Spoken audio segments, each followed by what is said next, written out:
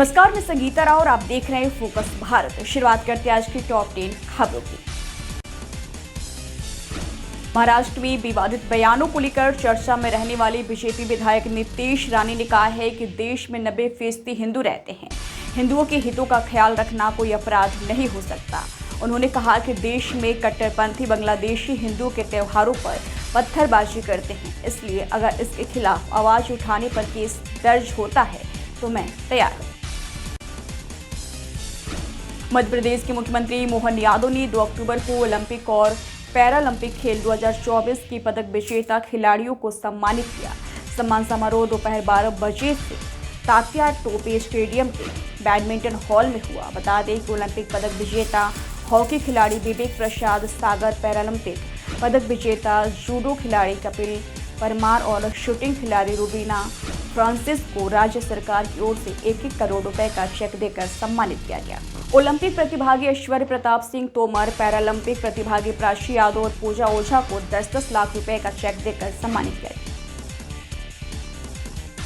उत्तर प्रदेश की बस्ती में एक युवती ने गैंगरेप का आरोप लगाया है। पीड़िता का कहना है कि आरोपी ने अपने दोस्तों के साथ मिलकर उसका कई बार रेप किया और उसकी अश्लील वीडियो बना ली, जिसके बाद वो ब्लैकमेल कर पिछले 5 सालों से उसका रेप कर रहा है। यही नहीं, आरोपी उसे नेपाल तक ले गए, जहां उन्होंने होटल के कमरे में रेप किया। हरियाणा में गुरुवार यानी 3 सितंबर को चुनाव प्रचार का शोर थम जाएगा। उससे पहले प्रदेश में राजनीतिक पार्टियों ने प्रचार में पूरी ताकत झोंक दी है। इसी कड़ी में मंगलवार को बीजेपी सांसद रविकिशन करनाल में चुनाव प्रचार के लिए पहुंचे। इस दौरान मीडिया से बातचीत के दौरान उन्होंने कहा कि बीजेपी हरियाणा में सरकार बना रही है।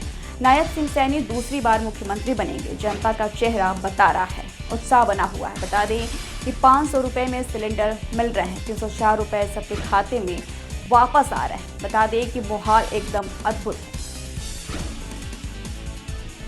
हरियाणा में 5 अक्टूबर को होने वाले विधानसभा चुनाव से पहले प्रचार ने तेजी पकड़ ली है। इस बीच हरियाणा के कालका विधानसभा सीट पर बीजेपी उम्मीदवार शक्ति रानी शर्मा के समर्थन में चुनाव प्रचार करने के लिए बीजेपी सांसद मनोज तिवारी पहुंचे। इस दौरान उन्होंने जनसभा को संबोधित करके शक्ति रानी को वोट करने की अपील की है। वहीं मीडिया से बातचीत के दौरान कांग्रेस पर भी निशाना साधा है। उन्होंने कहा है कि कांग्रेस ने अपनी लूट और झूठ की राजनीति के कारण खुद को खत्म कर लिया है।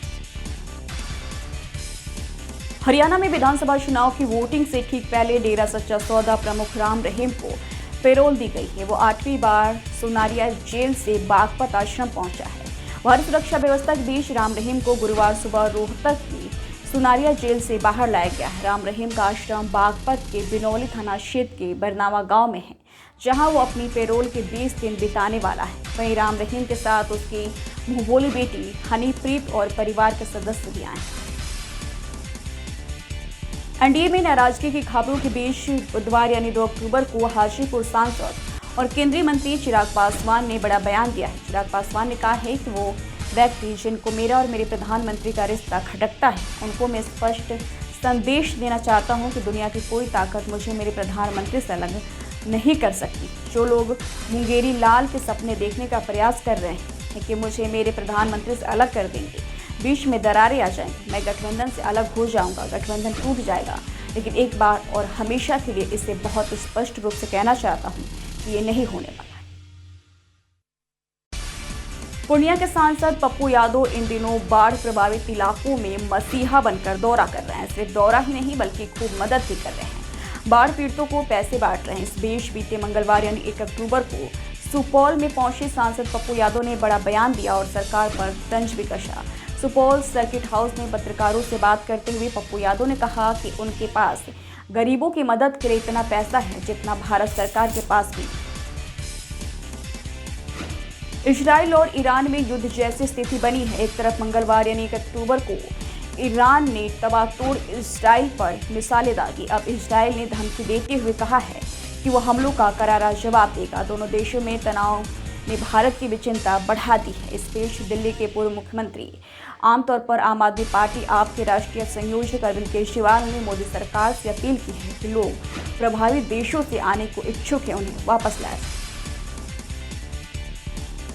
जम्मू कश्मीर के पूर्व मंत्री और सुनरकोट में भारतीय जनता पार्टी यानी बीजेपी के उम्मीदवार मुश्ताक अहमद शाह बुखारी का दिल का दौरा पड़ने से निधन हो गया है। पार्टी नेताओं ने यह जानकारी दी है। बुखारी 75 वर्ष के थे और उनके परिवार में पत्नी, 2 बेटियां और 1 बेटा है। बीजेपी के एक नेता ने बताया है कि बुखारी कुछ समय से अस्वस्थ थे और बुधवार को पुंछ जिले में उन्हें अपने आवास पर सुबह करीब 7 बजे दिल का दौरा पड़ा, जिससे उनकी मौत हो गई। फिलहाल आज की खबरों में इतना ही। जल्दी हाजिर होंगे कुछ और बड़ी खबरों के साथ। तब तक के लिए दीजिए इजाजत। नमस्कार।